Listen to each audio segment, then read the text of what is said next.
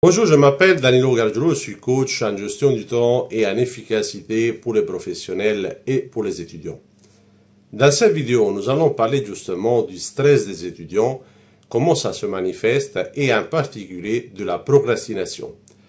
Pourquoi on procrastine lorsqu'on est étudiant? Tout simplement parce que on essaie de repousser effectivement une tâche pour différentes raisons, parce qu'on n'aime pas par exemple une matière, parce que c'est trop difficile, parce qu'on a peur de l'échec, etc. Dans cette vidéo, nous allons voir justement le résultat d'une étude récente qui montre justement deux facteurs essentiels qui sont très importants pour dépasser la procrastination et avoir de meilleurs résultats dans vos études universitaires, école de commerce, BTS, doctorat, etc. Donc, si vous êtes intéressé par ce sujet, je vous conseille de continuer à regarder la vidéo. Le premier conseil, c'est justement lié à l'auto-efficacité. Les chercheurs ont montré justement que lorsqu'on a une bonne auto-efficacité, c'est-à-dire le fait qu'on croit qu'on a des capacités pour réussir les études, on est en mesure d'avoir des meilleurs résultats. Et effectivement, on procrastine moins. Si en revanche, on pense de ne pas avoir suffisamment de capacités pour réussir ses études, également dans ce cas-là, on procrastine et on a des résultats qui sont plutôt mauvais.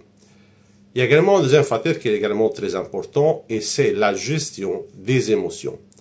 Les étudiants qui arrivent à mieux gérer leurs émotions ont des meilleurs résultats également, ils passent à l'action, ils étudient de façon régulière et ils ont des bons résultats. Et au contraire, ceux qui ont une difficulté à gérer leurs émotions ont des résultats qui sont plutôt mauvais. Comment appliquer cela, le résultat de cette étude, dans vos vies d'étudiants pour avoir des meilleurs résultats? Premièrement, apprendre à mieux gérer les émotions, à accueillir les émotions au lieu de les supprimer, et donc c'est très important de prendre conscience du message que chaque émotion peut vous apporter. Ensuite, il est très important d'apprendre à gérer le stress, par exemple en appliquant la cohérence cardiaque, donc respirer, inspirer avec le nez pendant 5 secondes et expirer donc par la bouche pendant 5 secondes. Ça, c'est une technique que vous pouvez appliquer plusieurs fois par jour pendant 3, 4, 5 minutes.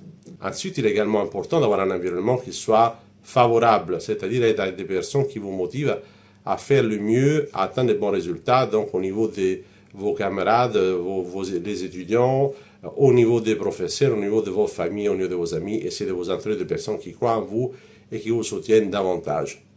Il est également très important d'apprendre à gérer le temps en définissant des objectifs qui sont réalistes et atteignables, en essayant de travailler tous les jours de façon régulière, plus ou moins aux mêmes horaires, en se donnant justement un temps aussi pour faire des pauses, se donner aussi du temps pour soi. Tous ces éléments sont des éléments qui sont très importants pour améliorer justement la gestion de votre temps dans le cadre de vos études.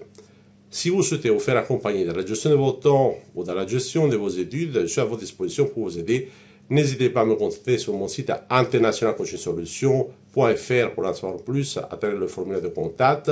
Et je vous remercie d'avoir regardé ces vidéos. Je vous conseille de regarder les autres vidéos qui s'affichent ici et sur ma chaîne YouTube et sur mon site internet. Je vous dis à la prochaine vidéo sur le site internationalcoachingsolutions.fr.